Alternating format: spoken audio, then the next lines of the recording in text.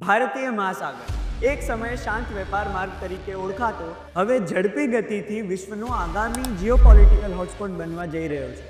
2023માં દુનિયાએ દરિયાથી 12.3 અબજ માલ પરિવહન કર્યું, જેમાંથી 60%થી વધુ ભારતીય મહાસાગરથી જોડાયેલા વિકસતા દેશોમાંથી પસાર થયું હતું. હવે આ માર્ગ વિશ્વનો સૌથી વ્યસ્ત ઉર્જા અને વેપાર માર્ગ બની ગયો છે.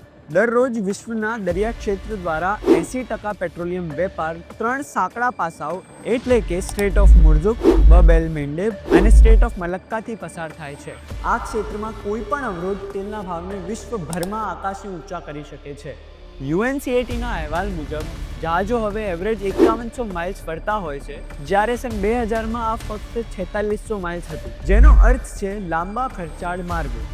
જ્યારે માત્ર 2023માં 62 ટ્રિલિયન ટન માઇલ્સ વેપાર અગાઉના વર્ષોની તુલનામાં 4.2%નો વધારો દર્શાવે છે. આ ક્ષેત્રની આર્થિક શક્તિ પણ બદલાઈ રહી છે. ચીનની import transport speed 23.5 ton kilometre પ્રતિ ડોલર, જે તેના નિકાસ દરથી 5 ગણી છે, જ્યારે ભારત તેના કાચા તેલનું 80%થી વધુ ઇમ્પોર્ટ આ માર્ગથી કરે છે. જ્યારે ચીનની જિબોટી બેઝ, ભારતની અંડમાન કમાન્ડ અને વધતી US, ઓસ્ટ્રેલિયા, જાપાન નૌસેનાની પ્રવૃત્તિઓ જોઈએ તો ભારતીય મહાસાગર વિશ્વની નવી લાઇન ઓફ ફ્રન્ટ બની ગયો છે. કારણ કે જે આ મહાસાગરને કાબૂમાં રાખશે એ વિશ્વના વેપાર, ઉર્જા અને ભવિષ્ય પર કાબૂ રાખશે. વિડીયો ગમ્યો હોય તો લાઈક કરો, શેર કરો. ધન્યવાદ. મળીએ.